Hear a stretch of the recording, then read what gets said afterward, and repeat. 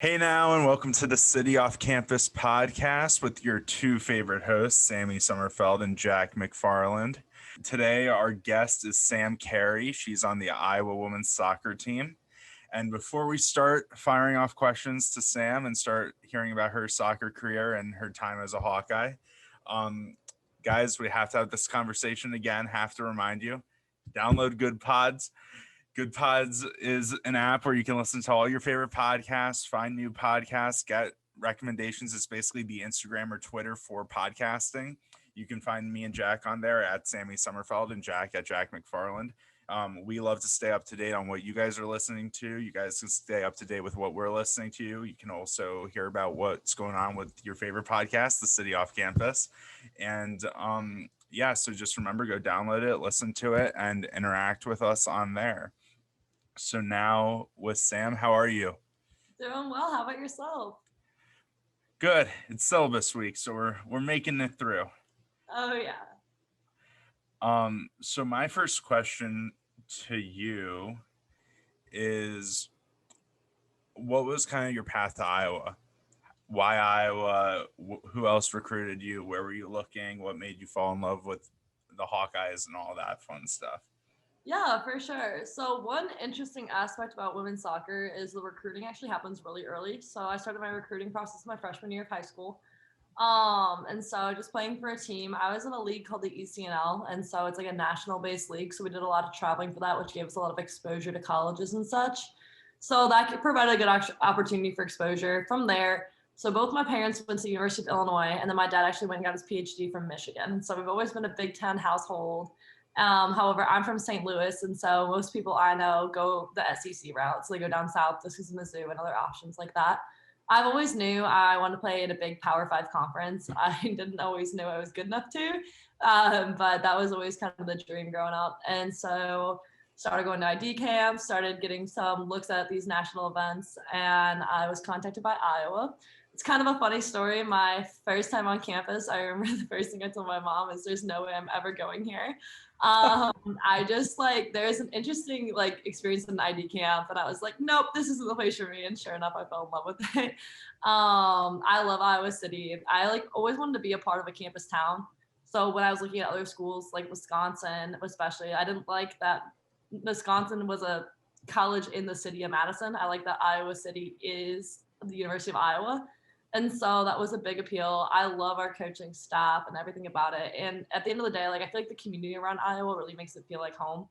I'm only 4 hours away from home, so it's not like it's the biggest deal in the world, but just being this far, I'm super comfortable around here. And yeah, I had other looks at from Big Ten universities, SEC, and a couple out west, but I just knew that I wanted to stay for some reason in the cold of the Midwest. So one thing I want to jump into, you talked about being from St. Louis. Can you please share the story and tell our listeners about what your nickname is in the St. Louis area and how you're known? Yeah, so I, on top of being a soccer player, am a referee, and at one point did a small stint in coaching. And so it was always kind of known that I was going to be at a soccer field at some period of time, whether that be just me and my mom practicing or working or whatever. And so for some reason in the St. Louis area, I just found out about this a couple months ago, but I picked up the nickname Soccer Sam. So super bland, but so it was weird. I was working out over quarantine with one of my neighbors, and she had referred to me as Soccer Sam one day, and I was like, wait, what'd you just call me? And she's like she got so embarrassed. She didn't know that I didn't know. She assumed I did. She was like, Soccer Sam. And I'm like, people call me Soccer Sam. And it turns out that this wasn't just a small group of people, because a few months later, one of our coaches was doing recruiting on a girl out in St. Louis. And she's like, oh yeah, we have Sam Cary on the team. She's from St. Louis. And she's like, oh, I know Sam, that's Soccer Sam. So this nickname is spread through multiple generations. Just the fact that everyone always knew me from being at some random soccer field pretty much any day. So what I want to know is, has that nickname carried over to your teammates yet? Luckily, no. I do have an odd nickname on the team though, and just some jokes in the team. So the bad thing about in high school, this was a thing, and other things, it's common for your username to be your first initial of your first name and then your last name, and just most things in life. It just so happens that when I type that in, mine spells scary. And so I am That's awesome. So I want to stay on this St. Louis topic. I have a question. Being from the Chicago area, is there even a thing as St. Louis pizza, like St. Louis style pizza? Is. Emo's Pizza. What is it? Okay, so if you're not from St. Louis, you will absolutely despise Emo's Pizza. So my family's actually from Chicago as well. So they refuse to eat it, but I am in love with it. So the best way I can describe Emo's Pizza is it's super thin crust. So it's the complete opposite of deep Chicago. So the way that I've heard it described by Chicago people is that it's like a saltine cracker base. It's super thin. And then you got a thin layer of sauce. And then instead of using mozzarella cheese, we use Provel cheese. And so like it like gives this rubbery coating. It's like sounds so bad to anyone else. It sounds terrible. Go and get Emo's Pizza. Is there anything else that's like St. Louis style that people wouldn't know? Or is it just that pizza? So I've decided, like, since moving to Iowa, that there is some weird quirks in St. Louis that I'm learning aren't universal. So one weird thing is how we cut our bagels. I don't know, like. I've heard that. Because Panera, isn't Panera, didn't it start in St. Louis? Yeah. Yeah, so Panera started in St. Louis. And so every Panera in St. Louis, instead of being called Panera, is called St. Louis Bread Co. And so and it's really trendy and cool to call it that and not Panera, I'm sure. It's so bad because like I'll be on campus or whatever, my roommates will be like, oh, where are you? I'm like, oh, I'm at Bread Co. And they're like, what? Like, where is it? And I'm like, God, it's like Panera. But yeah, so if you guys don't know, we cut our bagels instead of like in half like the normal way, like a sandwich, we cut them vertically like bread. That annoys me already. I haven't even seen what that looks like, but that annoys me. So that doesn't make. What do you mean by vertically? How do you mean when you like? So instead of cutting it horizontally to slice it in half, you take it and you just cut it down the middle. Okay, but you do like multiple slices. So each bagel now makes like 6 slices, and then like so we had a game in St. Louis in February of last year because we're playing Arkansas, so we met halfway, and so my family hosted like a breakfast at our house. So we decided that we were going to introduce people to the St. Louis way of things. And so we had a bunch of Bread Co. bagels and we cut them that way. And my team actually decided that that was better than cutting them normally because then you can like dip it in the cream cheese and it becomes like a chip and dip style thing. Oh, okay. I could see that. I don't approve. No. Sam, do you even like bagels? I'm a big bagel guy. I'm a big bagel guy. There's 2 Sams. I shouldn't have even said that. I know, yeah. I was like, who are you talking to? That's on me. So how did you just call her Scary the rest of the podcast? Yeah, I'm going to call you Scary or Soccer Sam. So how did you get into soccer? We've heard people say like, oh, maybe like my parents just couldn't control me and they wanted to put me into soccer gymnastics to let me blow steam off. Like, how did you get into soccer? So this is also like it's kind of similar, but so it's interesting the fact like I don't have any athletes in my family. I never really have. And so like my parents are too engineering. Like they're like off there in their own little world. But when I was really young, we could kind of tell I was really competitive and really aggressive. And so we put me in sports where I could like channel some of that anger, and soccer became it for me. Were there any other sports or was it just soccer? So I was one of those kids that, played every sport under the sun for at least a stint of time. Basketball became a really big issue because I fouled out of pretty much every game basketball. So that one wasn't going to last. I hated volleyball because there also was no physical contact. I'm pretty sure I cried 30 minutes into my first cheerleading lesson and left and ran on the room crying. So yeah, soccer was the one that stuck. Can you tell us about what are some of the attributes and traits that you bring as a soccer player, some of the unique qualities you bring to the team?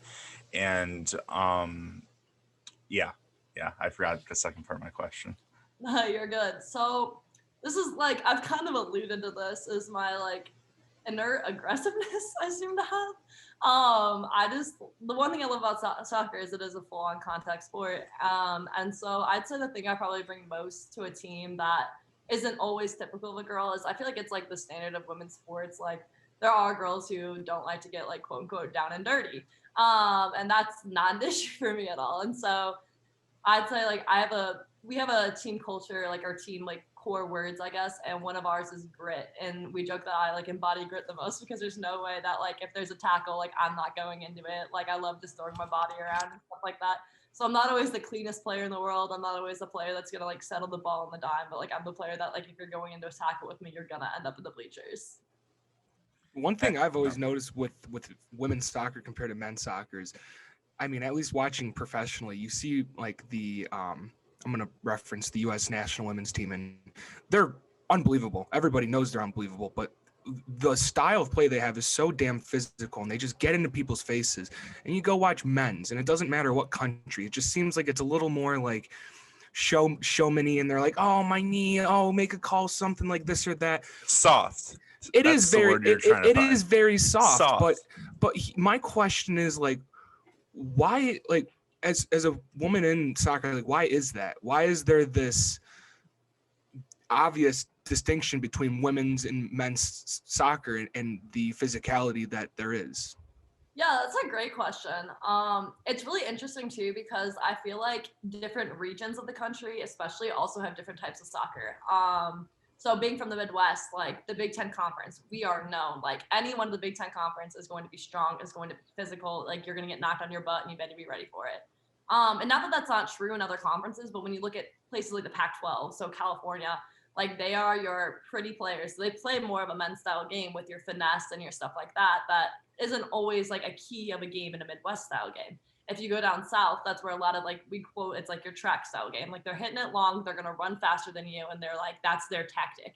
And so it's interesting how different parts of the country actually have different playing styles as well, which is one reason I personally stay in the Midwest, because it kind of fits with my playing style more. When it comes to men's versus women's soccer, like you mentioned, it's a complete different game. So I feel like one of the reasons that is almost is like, if you look at more of like a textbook standpoint, like men's soccer has always gotten so much more media coverage, so much more attention to it. So they're able to, like, in a men's soccer game, you're not applauded for making the hard tackle. You're applauded for having the perfect bended ball that ended up on the perfect foot to score the perfect goal.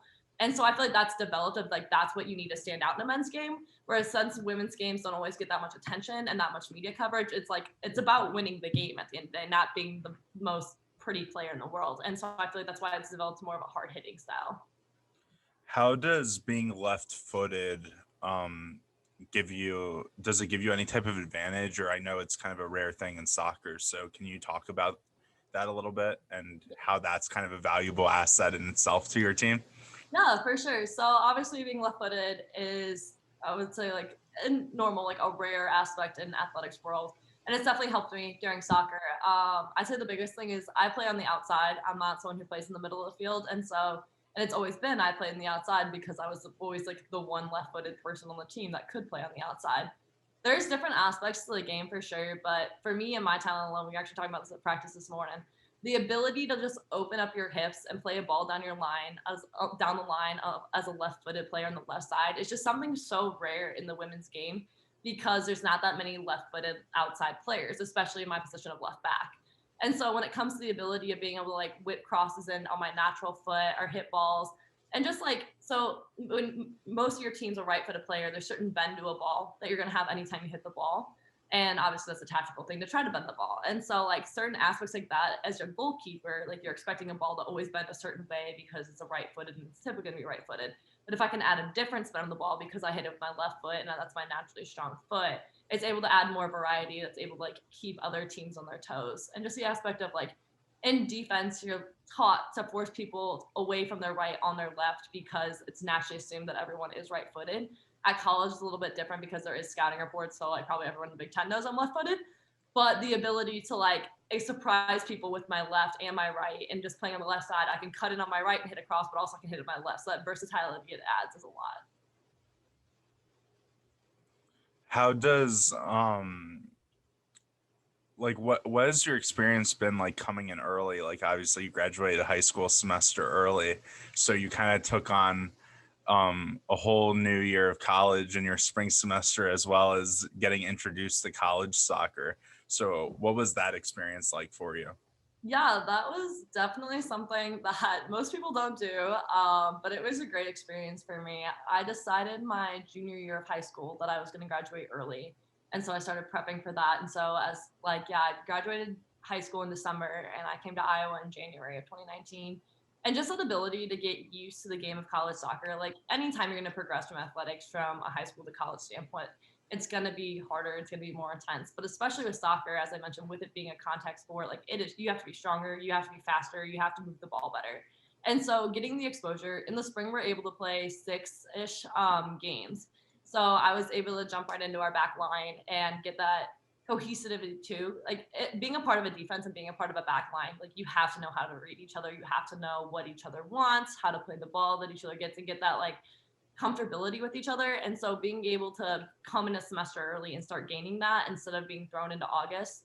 Because the other thing soccer is known for is we have a 2-week preseason. So once we're allowed to start training by NCAA rules, our first game's in 2 weeks. So we don't have the 4 months that basketball or other sports seem to have to get your like stuff together.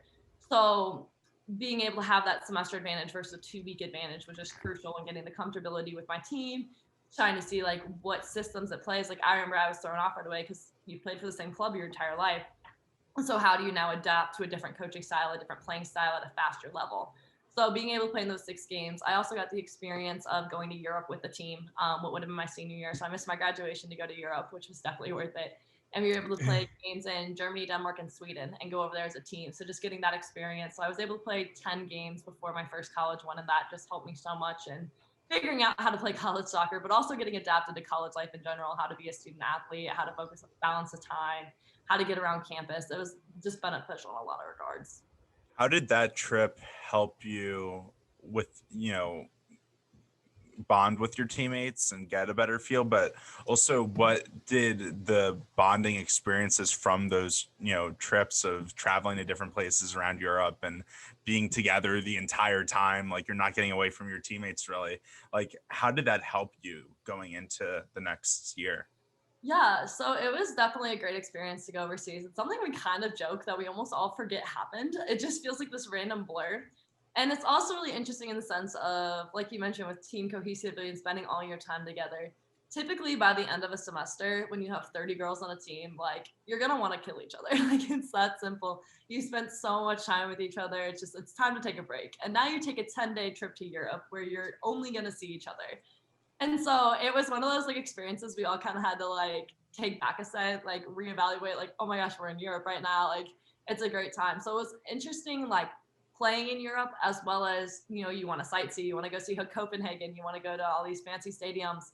And so that balance of it took us a little bit to figure out. We had a couple like as a team just trying to figure out like what this trip was going to be. But once we really like got there, played our first game overseas, like that experience is incredible. And be able to say that there's like a day where we basically just like we're able to let free in Copenhagen for 6 hours, and our coach was like, all right, meet me back here in 6 hours. And having that time with some of my teammates as someone my age, like young, I was 18, I should have been a senior in high school, and I was like experiencing Copenhagen with girls who were going to go into their senior year, and just getting that almost life experience of just being around different people, getting to know different people. And I feel like that trip gave me the ability to get to know my teammates on a different level than just playing soccer next to them, because that was always with them. You're in the hotels with them. And so that like gave you the chance of like actually getting to know their life story instead of just who they are in the field. So coming over to collegiate soccer, and you just alluded to it previously, you had to learn like new system, new strategies, obviously establish new chemistry with your teammates. Like what was one of the biggest areas that you saw your need to take that step to play collegiate soccer, whether it was like playing defense or mindset, or like where did you need to evolve quicker than you expected to once you had came to Iowa early? Yeah, so I've always been, as I've alluded, like this aggressive player who loves to hit hard, who loves to get into tackles, that kind of stuff. So that gave me an advantage, not an advantage, but that was where I was good when I came in here. I remember in one of my first practices, we were doing 1v1 defending, and I like was going against a 5th-year senior, so I couldn't hold back. And as a like freshman in high school, I put her on her butt. And I don't think anyone expected that one. They're not freshman in high school, but freshman in college. So that ability was definitely a great experience for myself. I definitely needed to prove on the complete opposite side of the game, though. I like to joke that I'm kind of one of those hot-headed kamikaze players. I love to hit hard. I love to run. I don't like to stop. And so there's a total different side of soccer as well. It's the more composed, it's the more collective side of the game. So we always joke on the team, it's like, in like a lion, out like a lamb. So you have to be able to win that tackle and hit hard. But once you receive the ball, you have to do something productive for it. You have to regain your composure.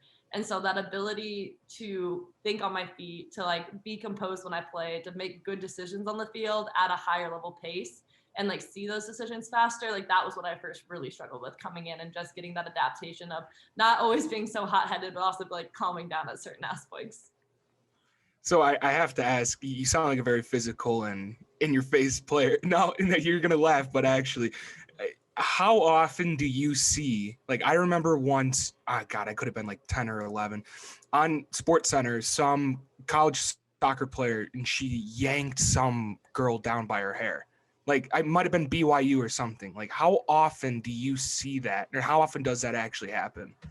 So I don't know if it's as dramatic as yanking someone down from their ponytail like that thing, because I know exactly what you're talking about. Yep. But there's definitely times where that stuff happens. And also I think like women's soccer, like it's interesting because you have 3 referees on the field, and I especially know this being a high level referee.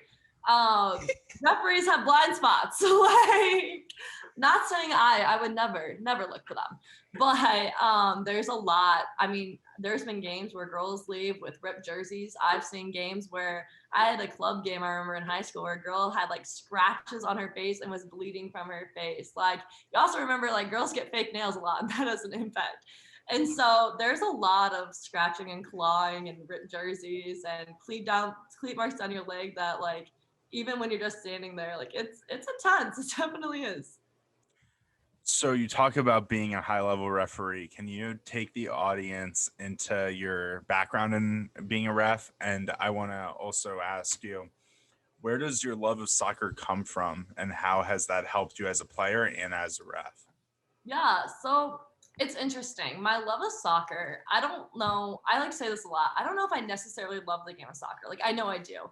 But when I was young, it wasn't like, oh, I just love kicking the ball in the grass. But for me, it was the ability to see like, wow, I just put 2 hours into working on how to hit this certain type of ball, and now like in a game I could hit that ball. So being able to see like that immediate like improvement towards your goals, and like seeing just things about that, like how you can strive and how you can get better, like that's how I first fell in love with soccer, just like how work ethic pays off. So that also came in the sense of refereeing. So for me, I started refereeing just because it was a high school job. I mean, when you're a club soccer player, most of your weekends are booked.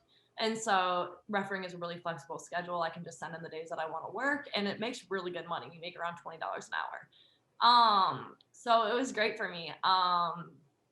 As a referee, I wasn't really planning on taking it seriously. It was not something I really thought was in the cards for me.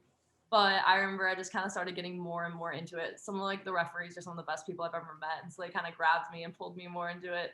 And there's good aspects of refereeing that like I've learned life lessons growing up. Like you have to be a 15, 16-year-old girl female on a U17, U18 boys game with a grown man coach screaming at you and parents on the sideline also screaming at you. So it teaches you the lesson of like, how do you carry yourself? How do you portray confidence? How do you really show that you know what you're doing when people are underestimating you in that regard? So being a referee kind of was the same way. I was learning so many lessons and I could see myself progressing through it that it almost became like just something I kept wanting to chase. So I have been a referee. So being from St. Louis, I was a referee in the St. Louis area for 5 years. I've now transferred my badge to be an Iowa referee just because I live here more. But in the summer of 2019, I went to Midwest Regionals, which was something I typically wasn't able to do just because I was also playing and we'd be playing at the same time. So it was something I never really actually got to do. But because I was going into college, I was finally able to. And I was able to like referee outside of St. Louis for the first time. And I learned so much from that experience. I was super excited and happy. I was named the Midwest Newcomer of the Year because it was my first regionals. And that got me a trip to nationals. And nationals is 25 from your region, so 100 of the best youth referees in the country. And so getting that experience of learning so much more from the game and seeing the game from a different aspect has definitely helped me grow in my refereeing career and helped me like also wanting to pursue that more while being a college soccer player. That's so cool. So with reffing, you're in a unique position because you're playing high D1 soccer while you're also doing that. So you're kind of, at the top of both aspects of it. So how has reffing helped your soccer IQ on the field in your performance? And how has soccer helped you ref as a player? Yeah, no, those are 2 great aspects. For me as a player, as I've alluded, I'm an outside player. I play on the outside of the field because I'm left-footed, and that's just where I like best shine my abilities. So when I first started getting into refereeing, referees typically sit in the middle of the field. So the ability to sit in the middle of the field for a game, and no matter what level of game, as a referee and a player, I'm going to judge them for their decisions, of course. And so the ability to see like, oh, that was a great pass, or why would you do that? Like you passed it right into pressure, and just reading different scenarios helped my game so much because I was able to see so much. And soccer is a sport, like the more you watch it, the more you're going to get like tactically better. And so spending my entire weekend watching 6-7 games, it just helped my IQ and my visibility of the field so much. As a player, it definitely helps for a referee as well. As a referee, I don't know if I should fully admit this, but like letter of the law is not my ability. Like if I see someone go into a yellow card tackle, I know in my gut that that is a yellow card tackle. But if you ask me to explain by the textbook why it is later, I will struggle. And so, but it's more of I've played the game for 18 years of my life. Like I've been around it. I play at a high level, so I can just kind of read the play and see exactly what's going to happen. I love as a ref, like a ball gets played and I see a defender start stepping, and like as a defender, I'm like, oh, she's going to foul her right here. And like 2 seconds later, her like she does. And so being able to have that anticipation and that sight of a player as a ref. Also, as I mentioned earlier, most referees have blind spots as you're on a field. So being able to look at my blind spot and know what I would do as a player definitely helps me as a ref. Have you like taken actually, like, do you guys have film that you watch after games to re-look over all these scenarios like you kind of said you did as a referee? As a player? Yeah, like right now currently. Do you guys like Oh, rewatch film of games, or you just move on to the next one? I didn't know like what the whole plan was with that. Yeah, no, absolutely. We record every practice, we record every game, and coaches are always breaking down film. We have film sessions multiple times a week, just looking at different ideas, different scenarios. We even did an exercise last week where like they gave us film and we had to break it down for the coaches to see if we could recognize certain things. So yeah, no, film is a huge aspect of the game, especially in the college level, which was something that when I got to college I had to adapt to. One of the reasons it's almost bad in the sense is like you do your pre-game scout on your opposing team. Well, now that opposing team knows I'm left-footed, I like to dribble down the line and cross. I'm a hard tackler, and so they can evaluate just as we do them. You know, what side of the field do you want to force the ball on? Who do you want to keep the ball away from? And so it's such a tactical element of the game that you can fully stare at your like opponent before they come and try to figure out what's going to come next. But also, it's such a learning ability from the game. Like for me, being able to like after a bad practice, like my coach was telling me I should hit this ball and I just couldn't see it on the field. If I just rewatch it and see it on film, it's going to help me translate it to the film on the field. So yeah, film is definitely something that's almost overused in the sense of soccer. And then like a casual form of film, I guess, would just be like your casual viewing experience. What, if any, like what teams do you like to watch or enjoy watching when you have a chance? Yeah, the biggest thing for me is, as we've alluded, men and women have a very different playing style. And so though I appreciate watching men's soccer, I feel like I get more out of watching women's soccer just because it translates more to what we're doing. So any U.S. women's national team game, I will be on my couch watching just because I obviously love the way they play. They're so talented. But also there's NWSL, which is the National Women's Soccer League, which is growing exponentially right now with the success of the U.S. women's national team. So just that ability of watching professional games that, and now that I'm going into my sophomore year of college, when the draft happens of who goes to the NWSL, it's girls I've played against. And so that experience of like watching girls I've marked on a professional level, like just I first of all enjoy watching it, but also it translates so much and I learn so much from my game by it. So I want to talk about like some of your personal and team goals for the season. So you talk about watching girls now who are pro and stuff. So is it more inspiring for you, or is it more motivating to hopefully get to a point where you could maybe have the chance of being in that position? No, absolutely. So I already know like my career, I will not want to be up when I graduate from Iowa. And so watching girls that like seeing girls from St. Louis get drafted in the most recent draft, there was 2 who have played in St. Louis that I have grown up with in club that are drafted. There's a girl last year from Mizzou who played from St. Louis who's on the Chicago Red Stars. But also seeing that girls from Penn State, girls from Kansas, girls that we have played getting drafted that I marked successfully. And so being able to see that, like it's only motivation to say that like that's a level that I feel like I could also play at someday. And so growing, I have 3 more years at Iowa, because with COVID, I will be taking my 5th year. But just that experience of like knowing that in 3 years, like that could be me is so motivating. And it's for me, like growing up, there's always been like a nugget for me to chase. Like when I was in high school, I wanted to play D1 soccer. When I committed to Iowa, I didn't want to just be a bench player my freshman year. I wanted to be an impact player my freshman year. Now that I'm here, like that's my next nugget. So what are some of your current goals right now? And what are some of the goals as a team? Where do you guys want to be by the end of the year? Yeah, so this is an interesting season for us. Absolutely. It's going to be a big mark, I think, in what the future of Iowa soccer holds. Right now, all my personal goals are focused on this season. As I mentioned, like obviously my one I mentioned earlier, that's 3 years away, and got to focus on the now. And so for us as a team, we had the experience of losing 13 seniors last year, which was the most in the NCAA. And so not only are they, I think it's 5 or 6 starters that we've lost, but also just impactful people off the bench, impactful teammates, great role players. So it's a massive rebuilding year for us in trying to recover those positions lost and grow in new areas. Because the thing about soccer is like everyone has a different playing style. So with losing that many players, our playing style is going to change. And we have now different abilities that we're going to be stronger in, and also areas that we need to make sure that we can be as strong in to produce. So I think this season is going to be like our biggest team goal is get closer as a team. Obviously, we have a lot of new bodies, a lot of bodies that haven't gotten a lot of experience when it comes to actually playing on the field.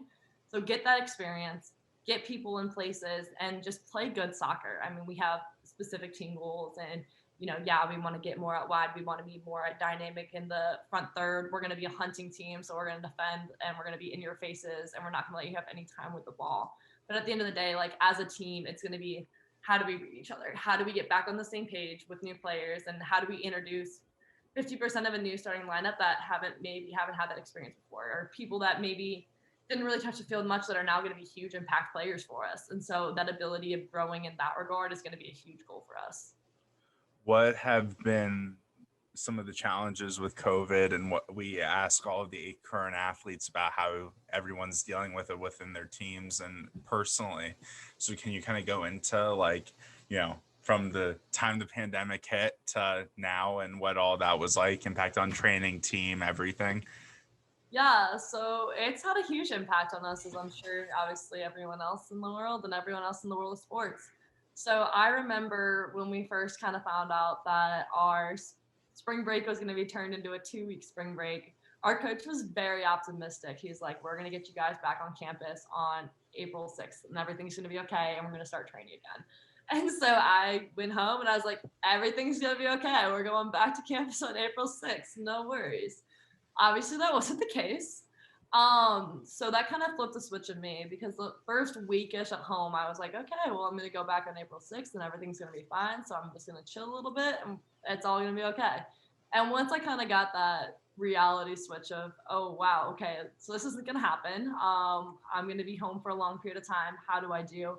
I had a major mental like adjustment in how I wanted to train. And I kind of like saw it as an opportunity in the sense of, our coach had been talking a lot of COVID in that long period of time is going to show you why you play soccer. If you wake up in the morning and you don't have that motivation to go work out, maybe that's obviously once in a while is okay. But if it's consistent, like maybe that's your sign that you're not playing at a big team university for the right reasons.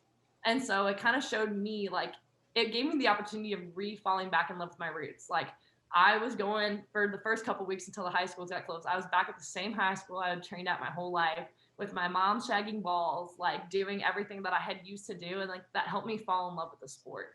And so it kind of like reconnected me with those roots and almost calmed me down a bit of like, it was the opportunity to keep playing and show where I came from and show how I can grow.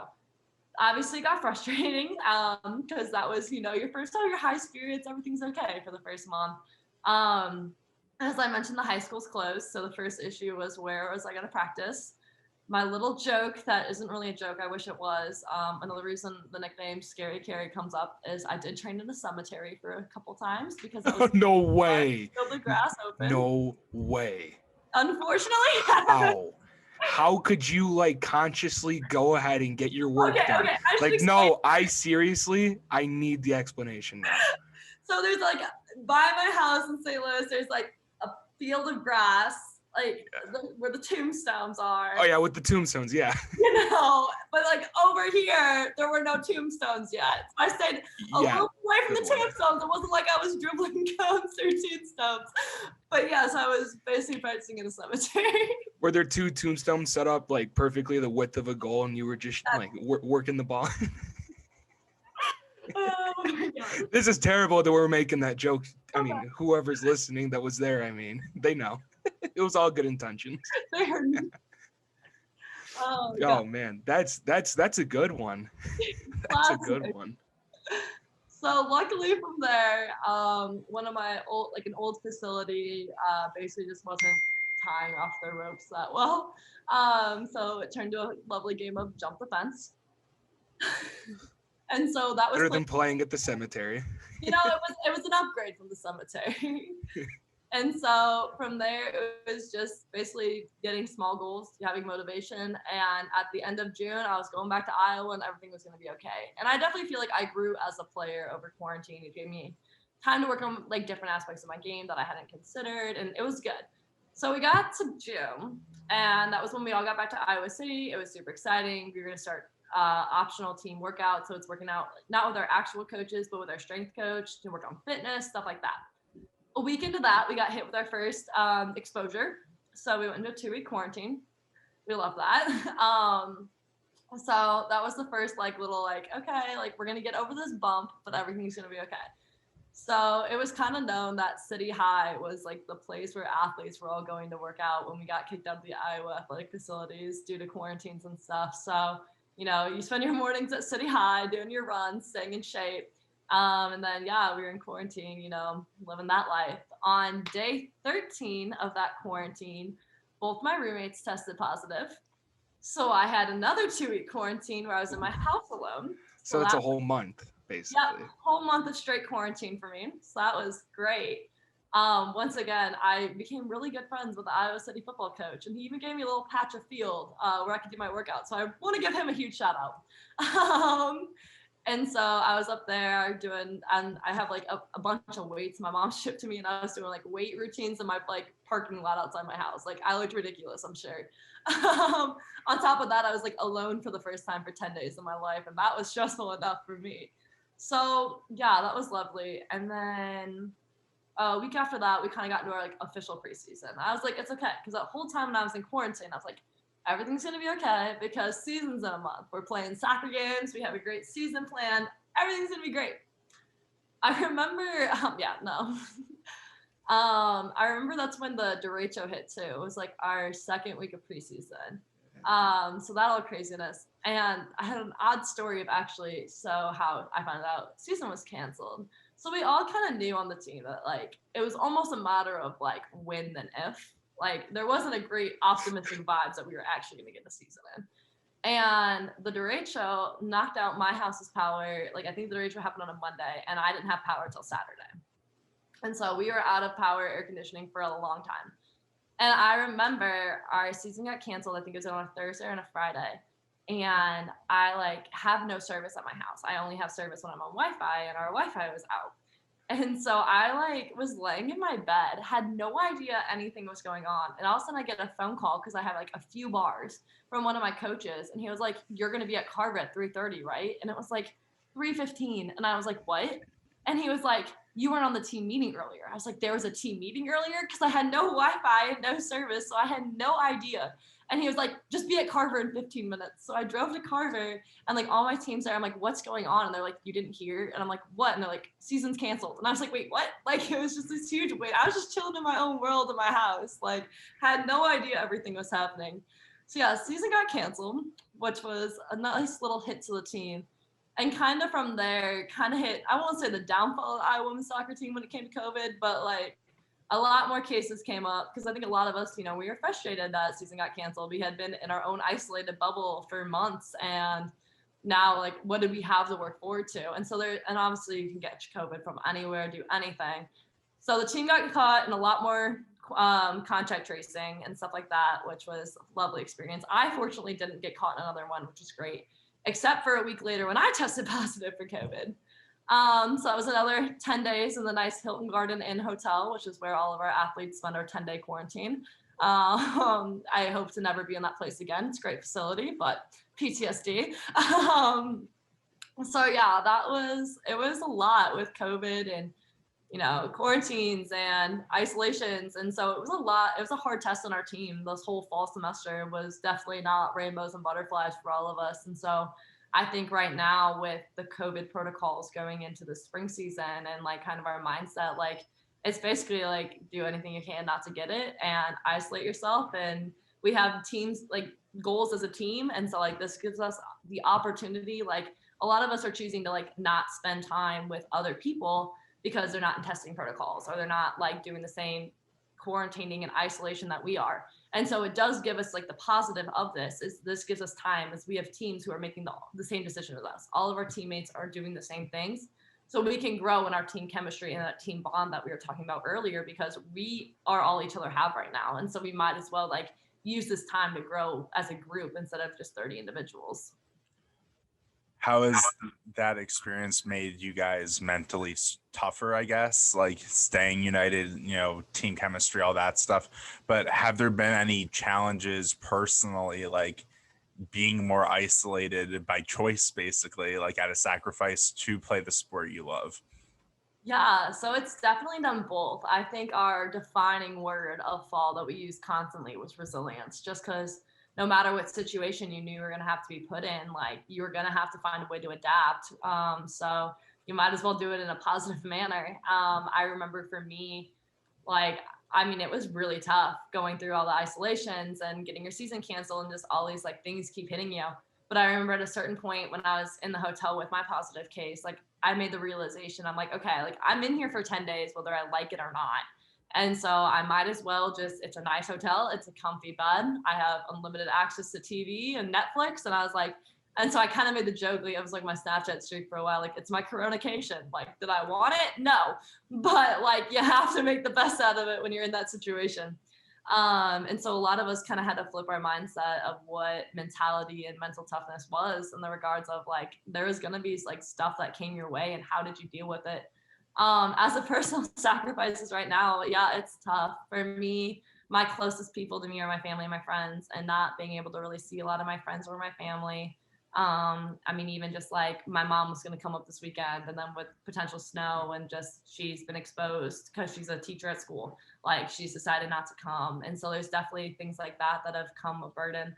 I've been dating my boyfriend for a week in advance, I guess. I don't know how to say that. Next week, there you go.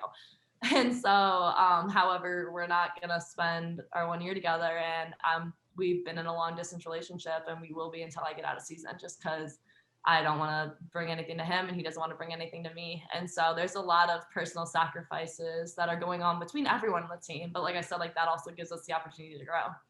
Can you just clarify for the audience what you mean by long distance relationship, so then they have an understand of the sacrifice you're really putting in? Yeah, so my boyfriend's in Iowa City and he lives 3 blocks away from me. And so long distance. Shitting me? I wish. And so yeah, I can like drive down the street and see his apartment, but we're just choosing like not to see each other. So it was actually really sweet. I'll give a shout out. The other day when it snowed, I looked outside at 6 a.m. because he was on his way to work, and he was actually out shoveling our driveway for us. So my roommates and him are very appreciative, but I haven't actually interacted or seen him in person because of it. So I want to jump into the post you made a few weeks ago on Instagram about being more than an athlete. What do you define yourself as by being more than an athlete? Like, what is that to you? Yeah, so the post that I made, I'm a part of an organization called the Hidden Opponent, which is a national organization that brings awareness to mental health and student athletes, because it's definitely something that is now getting more awareness, but it's something that has definitely been ignored for a really long time. For me, being more than just an athlete, like I love soccer. I could talk soccer, I could talk strategy all day long. But at the end of the day, like, I hate to say it, but soccer could be taken away from me at any moment. So I'm super grateful for what I've done and what I have. But at the end of the day, like there are more aspects to myself and my personality and who I am. I'm not just a soccer player. There's other interests I have. There's other experiences I've had that make me who I am. And so that post was really just bringing awareness to the fact of like, yeah, we spend a lot of our time being student athletes, and like most of my day is consumed by being a soccer player. But at the end of the day, like there is more to me and there's more identify as than just being a soccer player for the University of Iowa. So let's So, eliminate the word athlete from student athlete and just look at student. What are you focusing on? Like what are you studying and what do you want to do with that in your life? Yeah, I'm a double major in public health and sports studies. And my goal with that is basically at the end of the day to help almost this cause. I really want to work in health advocacy for student athletes and mental health awareness. I can tell you like that's definitely something I've struggled with and I still do. And so it's something that, like, as I said, is getting more attention, but it's still really not giving the attention that it deserves. As being a student and an athlete, like it consumes so much of your day, like doing both of these things and balancing them and having the college, you don't get the college experience at the end of the day, the typical one, but having the college experience that you have and like balancing that and making the most out of both of them, it's a hard aspect of it. And so I feel like a lot of people really don't see the strain that it can bring on top of fighting for playing time, being super competitive, performance anxiety. And so in my future, it's definitely something I want to strive to work either as a sports psychologist and help be a resource for other student athletes, or go into advocacy and bringing attention to the issue. can you take us into a day in the life of being a student athlete and what that entails on a daily basis? Yeah, so wake up around, soccer's lucky, in the sense I say lucky as we have the one of the later lift spots of 8 a.m. So I mean, there's people leaving the Carver weight room at 5, 6 a.m. So we're fortunate in that regard. So wake up around 6:30 to get proper fueling before your 8 a.m. lift. Get to Carver on most days. If not, you're going straight to HGRC or the fields to get your training session going. Either lift for an hour and then go to the fields directly after, or I said just a long practice. And practice is going to take you from about 8 to 11 every day. I actually, like, if you take me in my day of today, so we had lift from 8 to 9 and then practice from 9 to 11. However, I was working on my coach with film over a certain thing that I had just really wanted to get down that I hadn't been getting down. So I watched a little bit of film with my coach and I did extra like individual training with my coach. So I didn't leave HRC till 12:10. So I'd been, there for a while, came directly straight to class, didn't have the chance to shower because I had a 12:30 class. Got on that. I was in class I had a class from 12:30 to 1:45, from 2 to 3:15, and then from 3:30 to 4:20. So you're in class all day trying to get food in while also having 10-minute gaps. I just got my shower, so we love that. And then, now it's time after I get up with this, make dinner, homework, and all the other things, as well as meetings tonight. I have an 8 o'clock ISAC meeting and just stuff like that. So it's definitely a large balance of trying to figure out like everything going on and figuring it all out. For sure. So I have a few final questions for you, and one or two of them still kind of relate to soccer, but not really. But then a few are just kind of fun ones. We like to also show, like, to our listeners, like, that you guys also are students, and that there are things in Iowa City you like to do, enjoy, and it's not just all soccer school and all that type of stuff. The first thing I just want to ask you before we wrap up on, the athletics type of stuff is, with your training and stuff, do you have like a specific diet that you kind of have to do, or like, being with the team that they put you guys on, or is it kind of, you can eat whatever, whenever, like, I'm always interested with that with different athletes. So what is that kind of for you? And then can you tell us a little bit about your pregame and postgame routines? Yeah, so as a diet, there's not like a specific one that a coach is going to put you on or the whole team is on. It's more of do what you need to fuel your body. Because, like, in a sense, like, some girls can go to practice in the morning and not eat anything and perform completely okay. I am not one of those people. I definitely have to eat breakfast.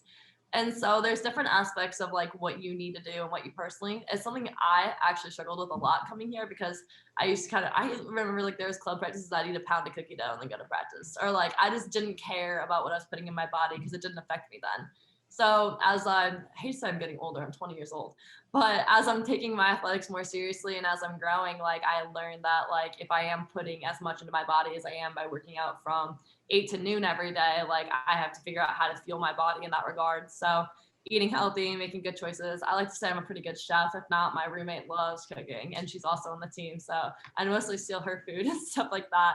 But just making good decisions and how to like get enough food. But there's also like certain points, like if you're playing enough minutes while you're in season, you're playing 2 games a week, you're practicing throughout that week, like calories are just important and getting enough fuel to like just keep your body going. So figuring out what works for you, but also just making like eating is really important as a student athlete. Pre-game and post-game rituals. I really don't have much post-game besides fall asleep because you're pretty tired after those. For my pre-game rituals, I'm a relatively superstitious person. And so I do love, like, I always wear my hair the same way. I always like have to have a ponytail on my left wrist until game time, and then I have to take it off and stuff like that. But my weirdest one is my junior year in high school. I was going to my rival high school game at the time, and I remember I wanted to get super hyped. And so my mom, who was driving at the time, and in my car, we started blaring the song "I Got a Feeling" by the Black Eyed Peas.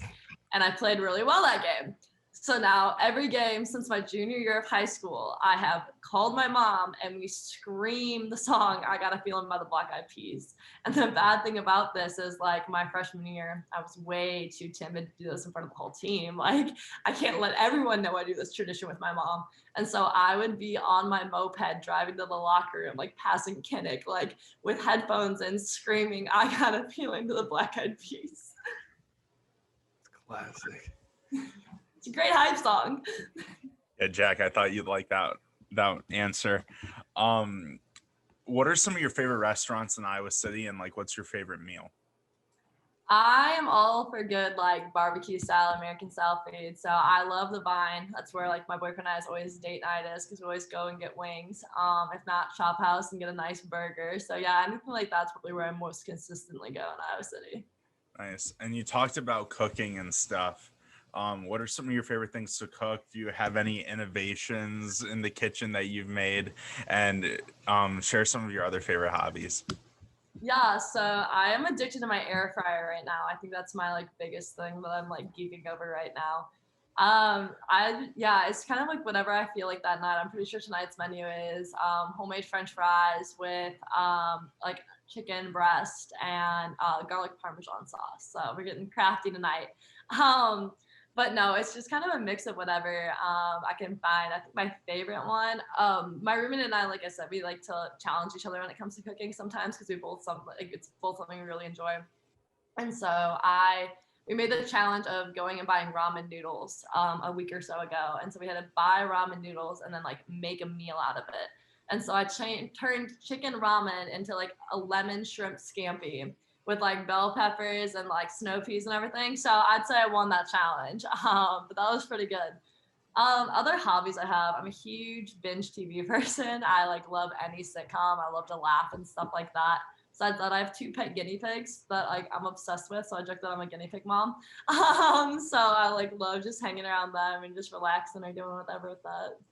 So before I ask you one of my final questions, Jack reacted to that ramen dish. I think you might have some customers. I think Jack might want to order something. What can I say? Anytime. I'll do drive-by service. I can hand it out my window to you. That's all I need. Perfect. But you talk about sitcoms. What are some of your favorite TV shows? And yeah, tell us what you're watching, what you're into.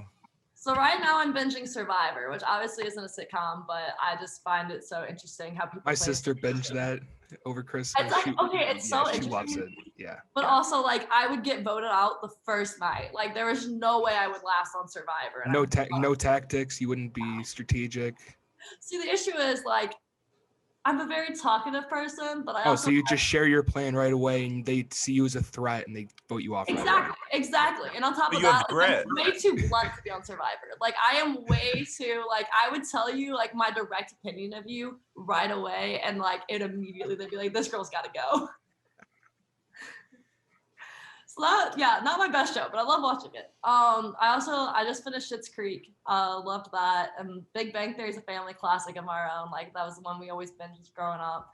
I love like old sitcoms too, though. So like, I wouldn't call Friends old, but I love Friends. But also like Golden Girls, which is like Betty White and like 4 old ladies. Obsessed with it. Fun fact: Betty White has the same birthday as me and Jack. Just quick flex right there. Oh, big flex. But who's your favorite? Who would be like one of your favorite sitcom characters? So we've joked about this because Big Bang Theory is like family, big time sitcom. And we joke, like I said, my dad's a total nerd, has his PhD in aerospace engineering, so he's immediately Sheldon, like has to be. But we've kind of related it to our entire life. And so for me, I've joked that Raj is my favorite character in the Big Bang Theory, mainly in the sense of my joke is Raj doesn't talk. Like that's the whole joke is he can't talk in front of girls, he's super quiet. For me, I like the irony of that because I physically don't shut up. And so like it's a nice balance because I love talking and I'm always the one that's running my mouth and talking 90 miles an hour. Beyond that, we found an odd way. So my brother and I have been Schitt's Creek together. And we realized that we're both obsessed with the show because it is our family in a lot of regards. And the unfortunate thing is he did compare me to Alexis. So Who's Alexis? I haven't seen it. So just give me the rundown. Creek is like this basically rich family who moves to a small town. And that's like the whole basically gimmick. And so Alexis is a sister because she's just sometimes kind of a ditz and has her blonde moments and also is just like super sassy and stuff. So I was voted the Alexis of my family. Jack, before I ask my final question, do you have any final questions you want to ask? Yeah, I do. Batman or Superman? Batman. All right, good choice. Okay. That was my final one. Okay, I love it. So my final question for you is, what does being a Hawkeye mean to you? Being a Hawkeye is being a part of a really inclusive community. I think that's one of the best ways that I could describe it, but also one of the reasons why I dreamed of being a Hawkeye. I feel like obviously any college campus is going to have love and like your support for your school. I mean, one of the best things about Iowa and being an Iowa athlete is the fact that there is no pro team in Iowa. And so like everyone in the community cheers for like the Hawkeyes and everyone's all about the Hawkeyes and this rivalry between Iowa and Iowa State. And being from like a different state, like that was something like I'd never really been exposed to. It was intense college rivalries and stuff like that because maybe Mizzou's is Kansas, but I don't really even know.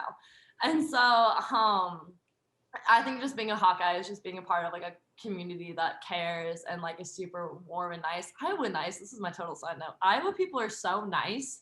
I was so shell shocked by that when I first came. Like I remember I was in the elevator at Peterson, me and my roommate, she's from the suburbs of Chicago, I'm from St. Louis, and like this guy in the elevator was like, "Oh, how's your day going?" And like I was so thrown off. I was like, wait, is this random stranger just talking to me? Like what's going on?